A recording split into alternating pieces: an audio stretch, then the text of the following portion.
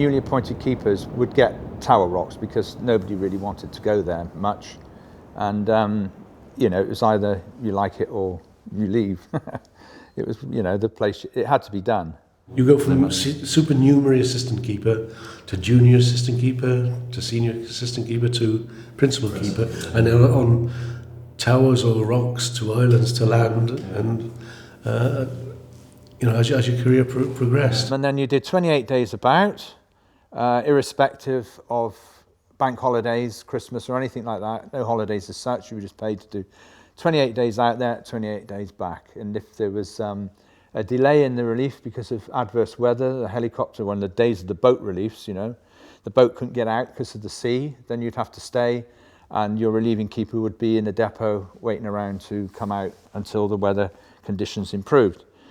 I didn't get affected by very many late reliefs, but you used to get a bit wound up. I used to call it getting the channels, I remember. When it came to going home time, you'd be looking at the weather forecast.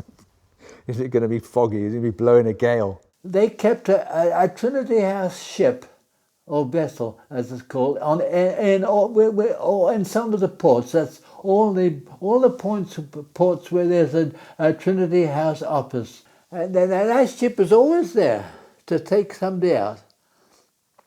Now, to land on the Bishop Rock and the Wolf Rock, you had to have an experienced crew in the ship, because they couldn't tie up on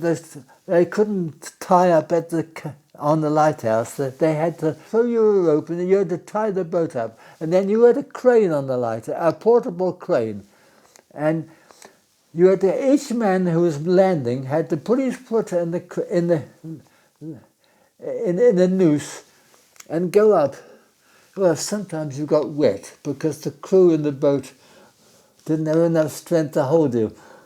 We started doing the relief by helicopter, and instead of boats. Oh, yeah, in boats you'd wait days on end, waiting for weather, and then if the helicopter, apart from fog, you'd fly out, virtually to the minute. Yeah, okay? and even in fairly rough weather as well. Oh yeah, quite gale force, sometimes, But I was just going to say, before the helicopter came in, what's the longest you would have been overdue on a relief? The longest one I was overdue was 18 days.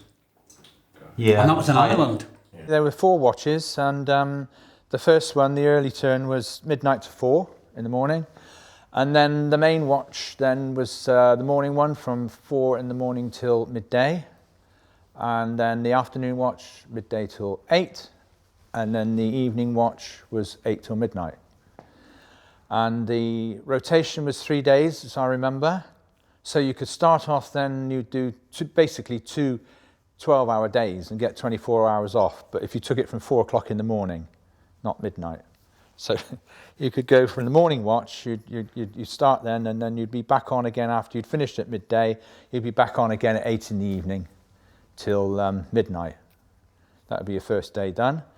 And then the next day, you'd be on at midday, and then you'd work the midday watch till 8 in the evening, and then you'd be back on again at midnight till 4. Then you'd be off for 24 hours on the third day now, from 4 o'clock in the morning till 4 o'clock the next day. So that would be 24 hours free of duty. Catch up on sleep. Unless the fog signal was going. And then you'd be having to get out at 4 o'clock in the morning if the fog signal was still going, like a bloody zombie.